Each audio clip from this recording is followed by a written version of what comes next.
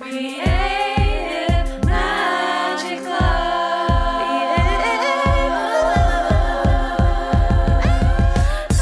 What's up? This is Sarah Mack and welcome to Creative Magic Club. Together we'll discover inspirational stories of creative entrepreneurs living out their dreams, doing the work they are most passionate about, and building wealth in magical and fun ways.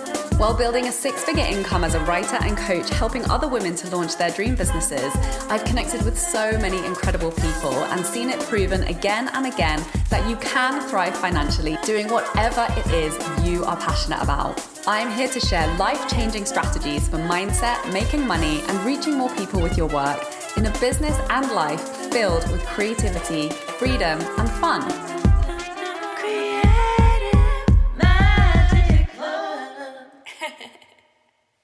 Hi everyone! Today I'm so excited to introduce you to my wonderful guest, Louisa Havers. She's a previous client of mine, and having helped her with some of her copy and her website, as tends to happen with a lot of my clients, I just become really obsessed with their work because she's so interesting and I love everything that she's doing. So I'm really excited to introduce you to her on the show today. She's one of the first 22 energy alignment mentors in the world. She's an advanced Pranic healer, an advanced Akashic record consultant, and an international life and business coach. Louisa left her life on the hamster wheel of survival and stepped out of her comfort zone, leaving her senior executive job in social services to reinvent herself as an entrepreneur, running a successful network marketing business and international life and business coaching business. She helps high achievers and service-based entrepreneurs increase their performance and magnetism in life and business, and has served over 7,000 people across North America, Canada, Europe, and Australasia, empowering them to make life-changing transformations so that they love the life they live. Hi, Louisa. Thank you so much for joining us. Thank you so much, Sarah. I'm really honoured to be here. Thank you. Yay. So why don't you kick it off with telling us a little bit about your story of how you got to where you are today and, as an energy alignment practitioner. What's that story and how you fell into that? Well, I was going to say, I didn't really fall into it because there were lots of pivotal moments along my journey to where I finally had the courage to leave my role as a senior manager in social services. And I would say one of the key things was the fact that I joined social services in 2003. So I actually worked for them for 13 years. I had intended to go and stay there for about 3. You know how it can go. But of course, in a large organisation, you have lots of opportunities. And so kept getting promoted all the time. So it felt like you were working in different companies, doing a really big range of different management jobs, etc. And in 2004, my father died after a period of ill health. So he was ill health retired, and then he sadly passed away. And he never had the retirement that he always used to talk about because he was working really hard. And he always used to say he's working full time, doing that thing that I think anyone who's worked in corporate does. You're in the office at the crack of dawn, you're leaving, late at night, missing your family life and all the things you love doing. And he would say, when I retire, I'm going to do this, I'm going to do that, I'm going to go on painting holidays, etc., etc. And then, of course, it didn't happen.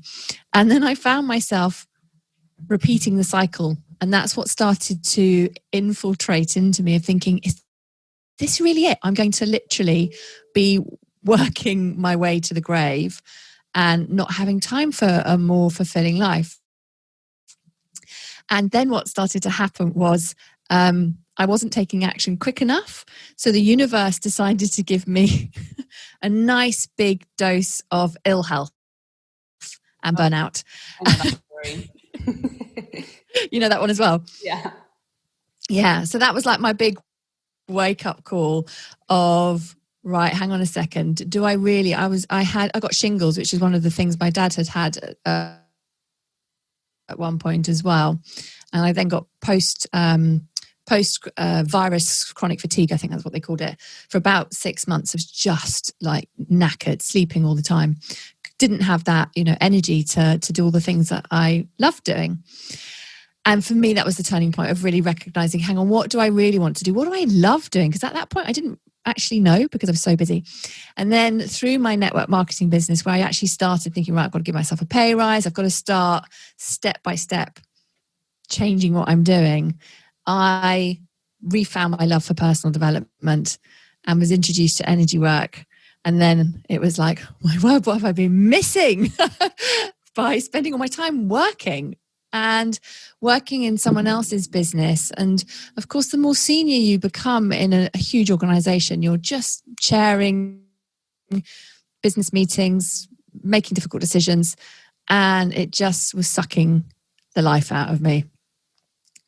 So that's kind of sort of 14 years in the quickest way I can describe it, of thinking of how I went from thinking this is what I was going to do all my life, working for social services, to leaving and realizing that I was going to set up my own coaching business, because that was the bit that I found that I loved with working in management, was helping people through the coaching that I was doing there. And I was like, actually, why not create a life around all the things that I love doing, rather than trying to squeeze those bits in around the work stuff? Does that make sense? Yeah, total sense. And it's funny because there's so many parallels in my own journey as well. It was a similar thing. I was working in film production, had a massive burnout. My body was like, no, like not giving you the option to do this anymore. So you better think of something else. And yeah, and that was the same kind of internal reflection process that happened for me when I was chronically fatigued and didn't have the energy to do anything. Was like, oh, well, what do I love doing? Like, what would really make me happy? What is it that I want to put back into my life now that everything has been put on pause? And I'm curious, did you step into, and it was the same for me as well, like learning more about personal development, mindset and energy work was the thing that I really lent on to help me bring my health and energy back. And then obviously, got really passionate about sharing that work with others as well. And so I'm curious if you first got into energy work for the purposes of your own healing, or did you immediately step into learning how to become a teacher? For my own healing, I remember doing a health and wellness, through my network marketing, one of the things that we often did were health and wellness fairs. And I had great fun doing them with colleagues.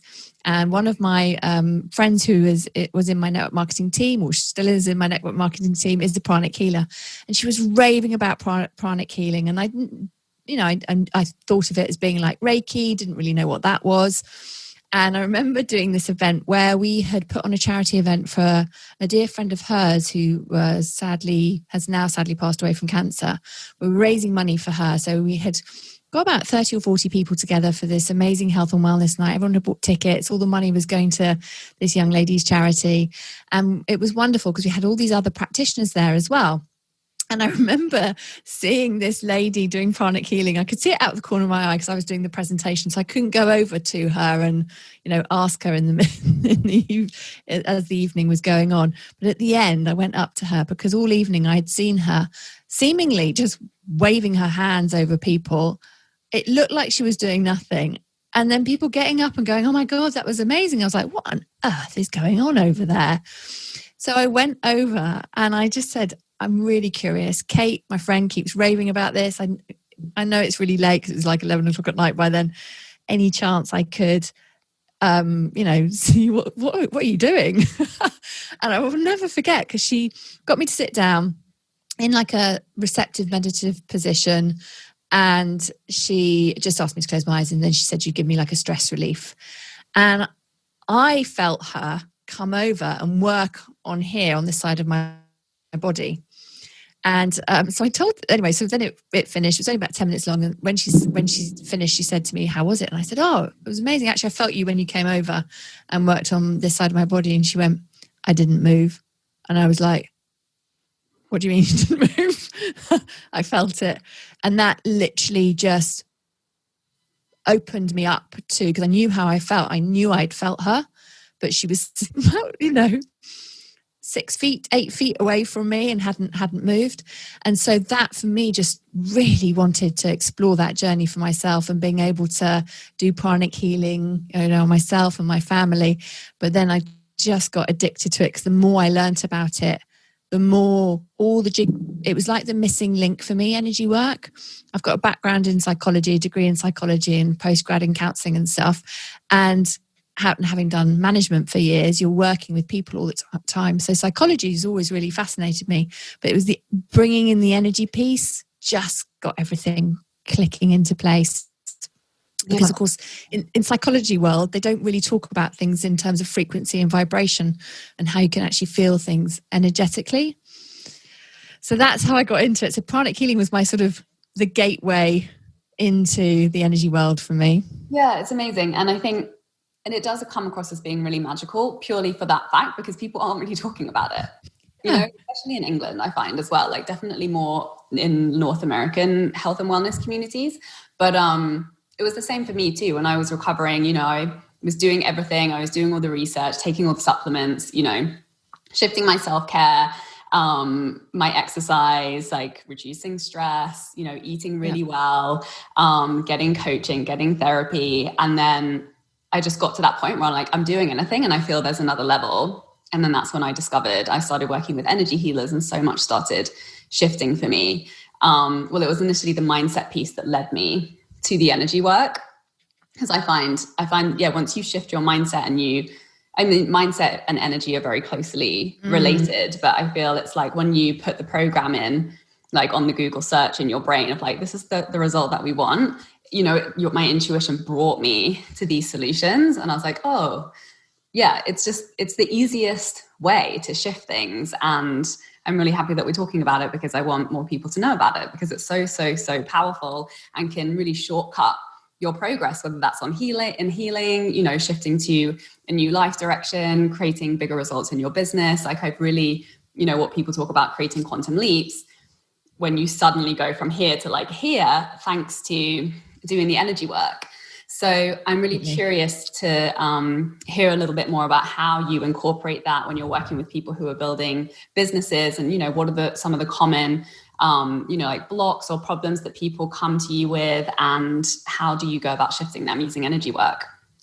So one of the techniques that I use is called the energy alignment method, which I love coaching people on, because it's such a swift technique that you can do on your own and you can learn it really quickly.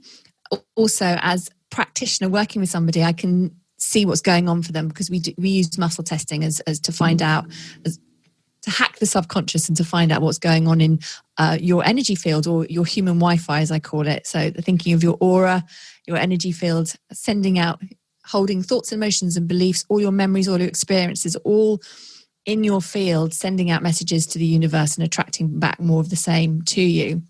And you can use your body like a dowsing device.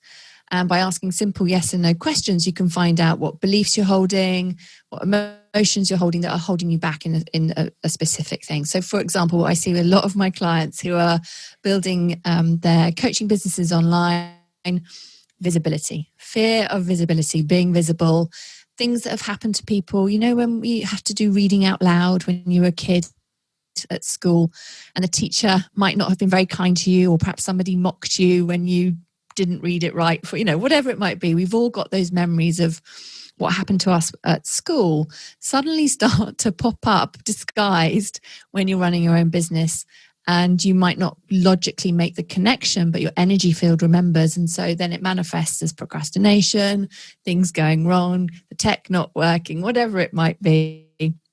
So visibility, fear of imposter syndrome are big ones. And also creating that, the money ceiling that people put on themselves, thinking that I'm only worth receiving this amount of money. And it might be linked to their corporate job, if they've done that transition from corporate to being an entrepreneur, and receiving money perhaps for something that's not linked to an hourly rate that they've been used to.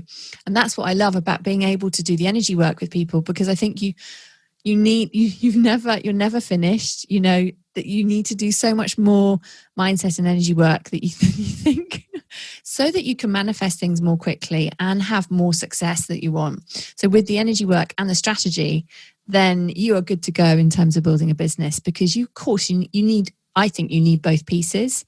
And so that's what I do with my clients. I use the energy alignment method. I mix it up with pranic healing as well, because I know that so I'm coaching them with, energy alignment method, and I'll do pranic healing on at the same time to speed the process up with whatever, thought, emotion, belief that they're releasing.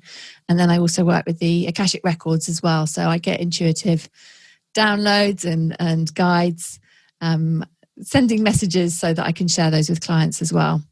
So that's what I love, is having the real mix in there when I'm working with clients. Full on magic from top to bottom. That's Louisa. I'm actually curious what you think about, like addressing childhood traumas. Like, is it always necessary to go into that moment where, you were shamed for something, or there was whatever it is, that moment that created fear around being seen or speaking out or money or whatever it was? Because I know sometimes, you can work with energy and clear things without consciously experiencing it. So I'm just wondering what your thoughts are around that. Absolutely. And I think it's in relation to whether that person needs to have the conscious awareness about what it's linked to let that resistance go. So I talk about energy as we're always in one of three states of energy. We're in flow. That's when everything's going really well. Clients are knocking on our doors. We're not even needing to kind of do reach out, etc. We're just attracting things. We're magnetic, and things are being attracted to us. Then we have resistant energy and reversed energy. So resistant energy is that push-pull. We're going in the right direction, but things are feeling a bit tough, a bit ugh. And reversed energy is when it's like, what is going on? I want to go over there, but I seem to be going in the wrong direction, literally. And the reversed and the resistant energy comes from those memories, the traumas, the beliefs that we have then created off the back of our experiences. And the way I work with clients is we ask if people need to know any more about why they're holding this resistance to do with something. And if they don't need to know any more, then we just let it go. And sometimes it says that we do need to know more, because we literally, how we do it is we follow the energy, which I just love. So you never quite know what someone's going to need to be able to have that breakthrough and to release that stagnation that's holding them back. So you don't necessarily have to dig if you don't want to. And equally, I can guide people through where they can become aware of it, and they don't have to tell me what it is, because I can literally just read their energy, and they don't have to regurgitate and share the whole story, because energetically, it's not good to keep regurgitating the whole story over and over again. You're adding more power and energy to those words. So, but of course, if you're needing to do it in the releasing part, perfect. But I think some of those techniques where you're going over things over and over again, you're just creating more and more neural pathways in your brain that are fusing that together. So you're just going to keep rethinking it over and over again. So that's one of the things that I think is powerful about it, is being able to release stuff without having to regurgitate the whole story all the time. Yeah, that makes a lot of sense, because it's like, if we can avoid re-traumatizing ourselves, let's do that, please. Yes. Faster. I love that. Thank you so much for sharing that. And what is like the message on your heart that you wish people knew, that, you really see people struggling with, that, unnecessarily, that you're really the most passionate about supporting people with? I think I would say, is not underestimating how much mindset work you need to do as you're making a transition to really following your heart and to live your truth. And I think if you've been given that little quiet voice inside your heart that's saying, is there more to life than this? And I wonder if I could do this, is then to follow it, put your big girl pants on, your big boy pants on, and, take the action. And even however uncomfortable it might be when you first start doing it, because you've been given that little gem for a reason, and you can live the life that you really want to create. Because otherwise, if you don't, that little wondering is not going to go away. And I think that the risk of that is it can then become regret later on, when you think, I just didn't take action on that. I just was too afraid, too XYZ, just was stuck in my, the thinking mindset of that time, and didn't allow myself to be curious and wonder, what if? Let's start exploring it and taking action, and step by step, because you don't have to see the whole pathway. You just have to have the courage to take that first step. And it's the first step that's often the scariest. Yeah. I mean, well, I like to talk about it as brushing your teeth. It's like, if you don't want to have stinky breath, brush your teeth every day. But another analogy just popped into my head. It's kind of like taking a dog for a walk. It's like that with your brain. It's like you have to take, if you don't want the dog to poop all over the house, you have to take it outside. If you want to have a good mindset that supports you to take action in the direction of the things that you want, you've got to clean it up. You've got to take care of it, pay attention to it, like give it the right orders, tell it what what do you want it to do, and really train it. Because otherwise it will just be so unruly. And, we are coming up against reflections of our limitations all day, every day. If you don't want to live life like everybody else, if you want to do something different that maybe, nobody in your family has experienced, or nobody around you is necessarily experiencing, you have to create that inner world for yourself. Or, obviously working with mentors and other communities, but first and foremost in your own mind, in your own imagination, because otherwise you'll just continue to recreate whatever it is that you see around you. So, yeah. Completely. And I think it's that thing, often people, unless they've done any mindset work, will think that they are a sum of their thoughts. That's who they are, their personality, not really realizing that actually you're the person behind those thoughts, and you can start to really take that control over them and really shape your internal world, which then creates a different world on your external, and what you actually start to receive in reality. Yeah, amazing.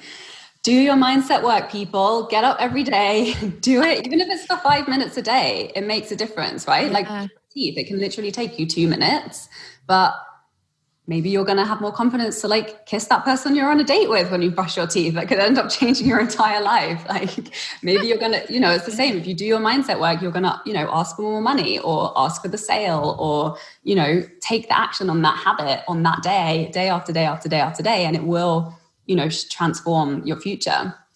It really will. And it's that thing as well. If you're doing what you say you're going to do, like, so if you say I'm going to do mindset work every day, and then you do it, it really helps with building that confidence, because then that's part of the programming that you're giving yourself is, I'm someone who does what they say they're going to do. So then when you set yourself a goal, you're someone who does what they say they're going to do, rather than chipping away at your self-belief by not doing what the things that you say you're going to do. That's it. Is that cultivating that self-belief is absolutely crucial. So give me a sneak peek insider into your relationship with your mindset work and your routine. Like, does it shift? Does it change? Like, how's it evolved for you over the years? Oh, massively. I found a journal of mine from like years ago where I was writing like 10 daily gratitudes a day. And I was looking at them going, I remember that person. Like, I could remember the vibration that I was in when I was writing those. I was like, I thought I was really positive then, but I'm completely different now. I could literally feel it. I was picking up this journal going, oh my God. So I do change things up because I get bored otherwise. So I have a range of techniques that I use. I do a lot. Obviously, I'm doing imprinting all the time, but I'll change what the imprinting is in relation to the different goals that I'm working on. But I will do that every day without fail. And I just have a number of different techniques that I use. So if I've done one set last week, I'll just change it up this week so that I'm keeping things fresh for my brain. So I do that. I also find doing yoga and any sort of physical exercise with breath work really good for the body, really good for the meridians, really good for your fascia, which is really important in being able to manifest as well more quickly. So I find that that's really helpful for your own well-being, being able to, and it's that connection, isn't it, with your mind and your body and your soul. So I do EAM, I tune into the Akashic records, I read, I do meditations and physical. And the other thing I do with the yoga is doing my affirmations as I'm doing yoga. Oh, that's brilliant. Yeah, that's a really good one, particularly if you're finding a pose difficult. Yeah, that is a really good one. I've heard other people say that works well for them as well. And I think I got from you, I remember we were chatting once when we were working together about how you were like, I don't take calls before 11 now. And you set that boundary. And then I was like, I'm going to steal that. So now I do that as well. It's a life changer, isn't it? Yeah, Because then it's like, you know, because talking about taking care of your body, and the way that I see it is it's like, this is your receiver. Yeah. So when it's too busy or it's painful or you're checked out, you're not like, you don't have your ear to the receiver. You don't get the messages from your intuition, from your soul.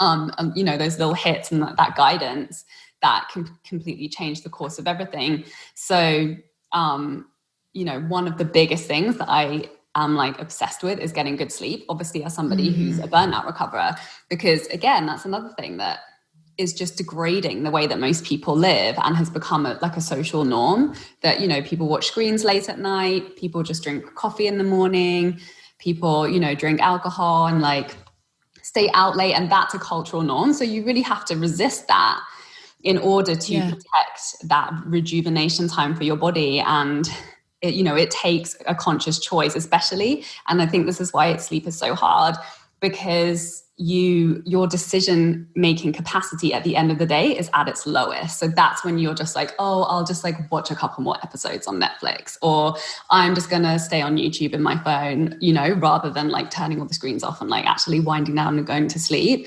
But it's, you know, it's those decisions which, when you wake up after an 8 hours of sleep, like your life is completely different to if you're, you know, scraping by on 6 hours, or, you know, whatever it is that most, you know, that suits your body.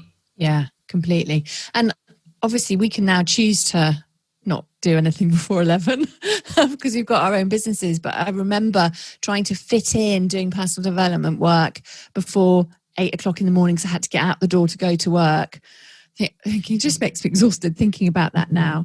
Thinking I'm so grateful that we can have the capacity to be able to create these times where we can do that rejuvenation. Because like you say, for me, the self-care is absolutely key. I never want to burn out again. I was talking about this with my clients last night, actually. Somebody talked about feeling burnt out, and we did a bit of a poll who's had burnout. And I would say about half of the people on the call had burnout put their hands up. And I just thought, this is the cultural thing, isn't it? Around the keep going, without it being really the culture of honoring and respecting your body, filling it up with nutrition, having that self-care time, being the norm. Yeah, absolutely. And I think that, you know, there's probably like other people outside of the people who acknowledge that they have burnout, who are burnt out but haven't acknowledged it yet. Because you know, sometimes it just, you think, oh, well, everyone else is living like this and everyone else is functioning, so this just must be how we live our life, until you get to that point where your body's like, no, it's not. Like it is, you know, at a cost. And then you really feel it when you hit that wall. And I think sometimes it takes getting to that point to really start to make it a non-negotiable to honor your body. Because when you don't have health and you don't have energy, you have nothing. You know, you have nothing to do the things that you love, or, you know, you're like grouchy in your relationships because you have nothing to give when your tank is completely empty. So if you're listening to this and you haven't had a burnout, pay attention. Sometimes you just have to let people, you know. Yeah, it's just, it's listening. Before they learn that lesson. But yeah, really like listening to your body. That's like the foundation of energy work, of connecting to your intuition, of knowing what it is that you desire, and knowing what's a good decision for you and what's not, based on your own sovereignty, not what everyone else is telling you, or not what your parents thought was a good idea for you, or your grandparents, or your teachers, or your bosses, you know. And that's really, you know, taking your power back. It starts with taking care of your body. So important. It is that thing, and knowing that you can make these decisions for yourself rather than having to look to everybody else about whether I should do this or that. It's just, listen to your intuition and follow that. Amazing. Thank you so much for sharing all of your incredible wisdom with us today, Louisa. And can you please tell us, I think you have something to share with everyone who's listening. Can you tell us about that? Do. So I have got, and I love doing activations and guided visualizations, and helping people take themselves and doing that self-healing through activations. And so I have an abundance activation for all your amazing listeners. So I'll give you the link so that they can download it. So this will help people to expand their capacity to receive more abundance. Amazing, amazing, amazing. And where can people find you if they want to learn more about your work? They can find me. So I'm on all the social media platforms, and I've got a website, which is www.louisahavers.com. Thank you so much for joining us, and thank you everybody for watching. For more inspirational content, head over to my website withsarahmac.com, and please support the show by liking, commenting, and subscribing.